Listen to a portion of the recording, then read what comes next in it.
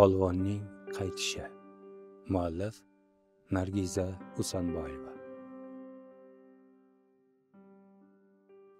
2009-yilning 21-marti edi. Otasi uning 4 qizdan keyin tug'ilgan yolg'izgina o'g'lining 24, ya'ni 2 muchal yoshga kirishi munosabati bilan elga ko'pkari bermoqchi bo'ldi. Kimsan Shams polvon deya tanilgan alp-kelbat otani nafaqat tuman, viloyat, balki respublikadagi chavandozlar orasida ham obro'li va uloqning ishqibozi bo'lgan keksa-yu yosh yaxshi bilardi.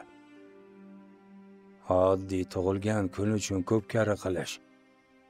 O'zingdan ketib qolmayapsanmi, jo'ra? Polvonni fikridan qaytarmoqchi bo'ldi tengqura.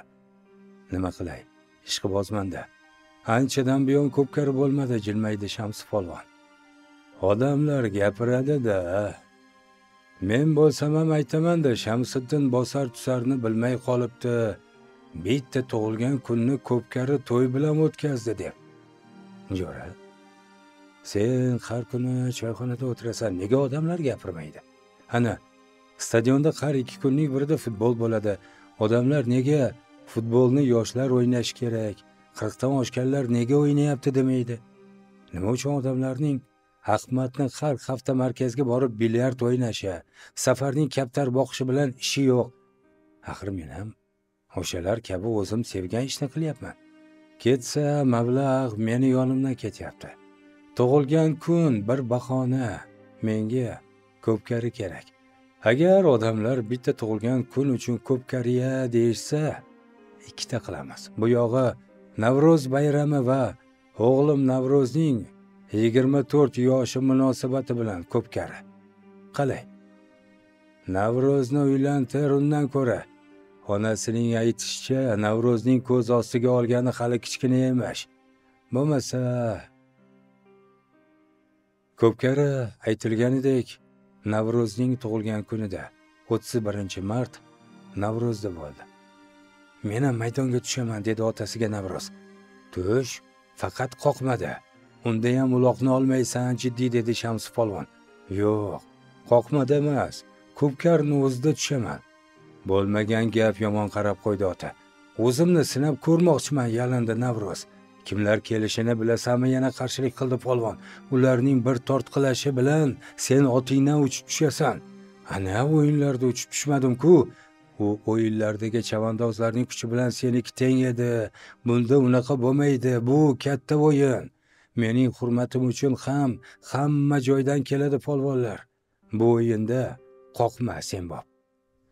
Navro'z o'z so'zida turib oldi. Chunki ko'pkarning kichik ko'rinishi bo'lgan qoqmada asosan yosh chavandozlar ishtirok etardi. Odatda qoqma haqiqiy ko'pkaridan oldin bo'ladi. Otlarni qizitib olish uchun o'tkaziladi va unda 2 ta yoki 3 ta uloq tashlanadi. Yoshlar uni to'dadan ajratishga urinadi. Shuning bilan birga o'zlarining nimalarga qodir ekanliklarini sinab ko'radi. Bu vazifani uddalay olganlarga uloq sovrin sifatida beriladi. Qoqma yosh chavandozlarning mard va epchil bo'lishlari, ko'pkari sirlarini o'rganishlari uchun maktab.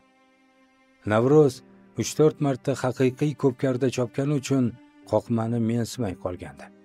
Otasi kabi o'z nomi, o'z obro'yi bo'lishini xohlardi. Shams polvonning o'g'li deb tanilishni istamasdi. Sababi oxirgi 2 ko'pkarida Navro'zni o'g'il polvon deb atashgandi. Ishqibozlar Shams polvonning o'g'li degan jumladan unga yangi ism yasashgan va o'g'il polvonga aylanayotgandi. Bu unga juda yoqqan. Ota-onasi yaxshi niyat bilan qo'ygan ism Navrozdan ko'ra o'g'il polvon jarangdordek tuyulgandi negadir.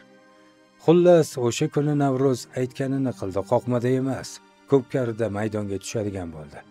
Maydonga tushishidan oldin Shams polvon juda qattiq tayinladi. Senga zoti muhim emas, chunki biz to'y egasimiz, mezbonmiz. Shunchaki o'rgan, kuchingni chamala, rost mana tashlanma, aytib qo'yay. Seni hamma ham tanimaydi va ayab o'tirishmaydi. U otasiga xo'p degan bo'lsa-da, ichida bugun meni tanimay qolasiz ota deb qo'ydi. Ko'pkari boshlandi. Bakovul boshining ovozi jarangladi. Uloq yerdami? Eshit polvon. G'irromlik qilmaysan, uloqni egarga bog'lab yoki o'g'rincha qayish o'tkazmaysan, halol tashlanasan, zotini halollab olasan. Halollaysan, zotiga bir qo'chqor qo'yildi. Shu bilan hayqiriq va otlarning dupur boshlandi. Yana bakovul boshi baqirdi: "Ha, halolla azamat, halollaysan!" Chavandozlarning otni niqtashi, qamchining charsillashi, chang ko'tarilishi va tomoshabinlarning jimjitligi hali uloq yerdaligini anglatardi. Navro'z ham otini qamchilab uloq tomon shoshildi. Albatta, shuncha otni yorib o'tish oson ish emas. Tiqilinchda kimningdir oti old oyog'ini ko'tardi shekilli, Navro'z yelkasida otning nafasini sezdi va otini battar niqtadi. Uloqqa yaqinlashgani hamon qiyqiriq boshlandi. Bu uloqni kimdir yerdan ko'targanini bildirardi.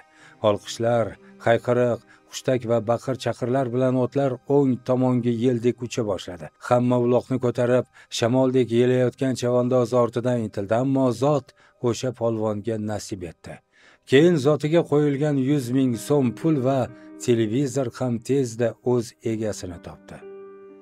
Navro'z bu o'yinda rostmana abjar, chapdas va kuchli chavandozlar ishtirok etayotganiga amin bo'ldi. Aslida hamma polvonlarni tanir, lekin maydondagi kuchini chetdan kuzatgandi xolos. Mana, endi ularning yaqiniga ham yo'lay olmay turibdi. Tomosha qilish boshqa, ular bilan bir qozonda qaynash boshqa narsa ekanligini tushundi. Shu tarzda polvonlar qo'yilgan zotlarni birma-bir qo'lga kirita boshlashdi. Nihoyat o'yinning avj nuqtasi, qoraliq shartiga keldi. Bakovul boshining ovozi yangradi: "Polvonlar, eshit, halol tashlanasan, g'irrom qilmaysan. Men qayerga borib to'xtasam, uloqni o'sha yerga, otimning oyoqlari ostiga olib borib tashlaysan. Halollaysan, zotiga bir ho'kiz va gilam qo'yildi." Navro'z otiga qamchi bosdi. Chang va otlarning bir-biriga tiqilib, telbavor chayqalishidan uloqning qayerdaligini bilib bo'lmasdi. Nihoyat u uloqni ko'rdi. Qamchisini etik qo'njiga tiqib, yugan uchini egar boshiga ilib, uloqqa uzaldi. Bir harakat bilan yerdan ko'tardi, olomon qiyqirdi, Navro'z otini niqtadi. Bunday ko'pkarlarning ko'pini ko'rgan otasining oti uchar yeldek uchdi. Davrani yorib chiqdi. Uloqni tortgan kim, yo'lini to'sgan kim, qo'lini cho'zgan kim? Yasha o'g'il polvon, halolla! Bakovul boshining mana shu bir og'iz so'zidan so'ng hademai zot egasi bo'lishini Navro'z his etdi va o'zini bo'sh qo'ydi. Keyin nimadir bo'ldi. Ucharning bosh bilan yerga qulayotgani, o'zining undan oldin uchib ketayotganini soniyalar ichida his qildi. Beli qattiq narsaga zarb bilan tushdi. Shuncha shovqin ichida beldan kelgan qirt etgan tovushni o'zi ham eshitgandek bo'ldi. Bakovul boshining bekor degan so'zi qulog'iga kirishi barobarida ko'z oldi qorong'ulashdi. Shu bilan Navro'zning 8 oy ko'rgani shift, hamshira, shifokor yaqinlari bo'ldi. Oyoqlari umuman ishlamasdi. Hech kim unga o'sha kun haqida gapirmadi, Navro'z ham surishtirmadi. Ko'pkari, ot, zot degan so'zlarni-ku umuman eshitmadi. Hech narsaning qizig'i yo'q edi. Hatto jondan sevgani, qishloqdosh qiz Gulruh haqida ham so'ramasdi. Nima deb so'rasin? Shu ahvolimda ham sevarmakan deya olmaydi-ku. Ota-onasi bilan ham ko'p gaplashmasdi. Doktor o'zi istasa tuzaladi degan. Nega jim yotasan? Goh-goh onasi yerga qaragancha gapirib qolardi. U indamasdi. O'shandagi o'ylari, hislari haqida hozir eslagiz ham kelmaydi. Shu holda u naq 5 yil unsiz yotdi. Oyi, ko'pkari bo'lmay qo'ydimi, dedi bir kuni o'z-o'zidan. Otamning hech uloqqa ketganini bilmayapman. Bo'lyapti. Bormayapti otang. Navro'zning ichidan bir nima uzilgandek bo'ldi. Nahot otam Ko'pkarni tashladi. Axir otam usiz yashay olmasdi-ku. Ko'pkari bo'lmasa, Shamsi polvon uchun hayot bo'lmasdi-ku. Shundan so'ng u otasiga e'tibor berdi. Cho'kib, mung'ayib, bir burda bo'lib qolgan, ko'zlariga cheksiz g'am cho'kkan dol qadli kishi. U avvaliga otasini tanimadi. Har kuni ko'rib yurgan otasiga diqqat bilan qarab ko'zlariga ishonmadi. Shumi? Shamsi polvon. Otasi shu qadar keksayish va bukchayishga qachon ulgurdi? Hammasi men tufaylimi? Navruz o'zini unutdi. Bu ketishda otamdan ajrab qolaman. Otam kulmay qo'yibdi. Otam yashamay qo'yibdi. U onasiga aytib, eng yaqin o'rtog'ini chaqirtirdi. Ona, oshnamni aytib keling dedi rejasini sezdirmay. Onaizor o'g'li jonlanganidan ham quvondi, ham taajjubga tushdi. Nima qilasan? Zerikdingmi, polvonim? Ha, zerikdim. Onasi yarim soatga qolmay do'sti Sardorni topib keldi. Menga muchali yoshimdagi Ko'pkarning video tasmasini topib kel oshna. Bilaman, otam men bilan ovora bo'lib uni olmagan ham iltimos qildi do'stiga. Sardor 2 kun ichida uning aytganini muhayyo qildi. Avvaliga Navruzning Ko'pkarni ko'rgani yuragi dov bermadi, biroq iloj qancha pultning tugmasini bosdi. Tasvirning anchasini o'tkazib yubordi. Mana, Bakovul boshi baqiryapti. Uchar otlar orasidan otilib chiqdi. Uning ortidan boshqalar va Ucharning yiqilishi, Navruzning uchib ketishi, shu bilan tasvir ham tugagan. Tasvirni oldinga o'tkazib o'yinning boshidan tomosha qila boshladi. Ko'rgani sari yuragi tez urar, ko'zlaridan yosh oqardi. Ko'pkari, endi o'ynay olmayman. O'g'il polvon ham, Shamsi polvon ham endi yo'q. Yo'q. U yum yig'ladi. Yer mushladi. Jonsiz oyoqlarini siltaladi. Butun borlig'i g'amni ko'tara olmay, parcha-parcha, mayda-mayda bo'lib umalanib, yemirilib ketayotgandek bo'ldi nazdida. Avvalgidan battarroq tushkunlikka tushdi, dunyolarga sig'may ketdi. Kechki payt otasining ma'yus, hissiz yuziga tikilgani sari sal avval yer uzra sochilgan tanasini bittalab yig'gandek bo'ldi. O'zini qo'lga olmasa bo'lmaydi, axir padarining, Shamsi polvonning yo'q bo'lib ketishini jim kuzata olmaydi. Nimadir qilmasa bo'lmas. Ammo nima? U-ku mayli, bo'lishi shu endi, lekin jilla qursa ota-onasining yuziga quvonch yugursa edi. Navruz jim o'tira olmay qoldi. Telefon qilib yana Sardorni chaqirdi. Yaqin orada biror Ko'pkari haqida eshitmadingmi, so'radi jo'rasidan. Bir oydan keyin bor, e'lon qilishyapti. Ravshan rais nevaralariga sunnat to'y qilyapti. Sardor negadir ko'zlarini olib qochdi. O'shanda Ko'pkari ham beradi. Yaxshi dedi Navruz va o'yga toldi. Nima qilay? Nima qilsam otam yana o'zini qo'lga oladi. Ko'zi kuladi, shod bo'ladi. Uni shu ko'yga men soldim. Agar men kulsam, ota-onam ham kuladi. Men uloqqa borsam, otam ham boradi. Navruz rosa o'ylandi. Miyasiga jo'yali fikr kelmasdi. Battar siqila boshladi. Oxiri bir hafta o'tib, nogironligi uchun to'lanadigan nafaqa pulini olayotganida miyasi ishlab ketdi. Nafaqa pulimni o'zim ishlatsam maylimi, dedi onasiga pochtachi ketgach. Mayli bolam, nima olmoqchisan, jonlandi onasi ham. Bir oydan keyin Ko'pkari bo'larkan. Mehmon keldi shartida zot aytaman. Qo'zimi, uloqmi? Nima? Onasi unga javdiragancha qotib qoldi. Shuncha yotganim yetar. Otamga ayting, bozordan shu pulga beradigan qo'zimi, uloqmi olib kelsin. Otang olib kelishi mumkin, ammo Ko'pkariga bormasa kerak, ovozi titrab, yig'lamsirab dedi onasi. O'zim boraman uni. Zotni o'zim aytaman. Nimalar deyapsan, yig'lab yubordi ona Izora. Bu ko'z yoshlar quvonchdanmi, g'amdanmi bilib bo'lmasdi. Kechki payt otasi uning yoniga hovliqib kirib keldi. Birdan tek qotdi. Mijalari namlanib, qaltiroq qo'llarini u tomon cho'zdi. Keyin titragancha Navruzning yoniga tiz cho'kib dedi: "Ko'pkariga borging keldimi, bolam?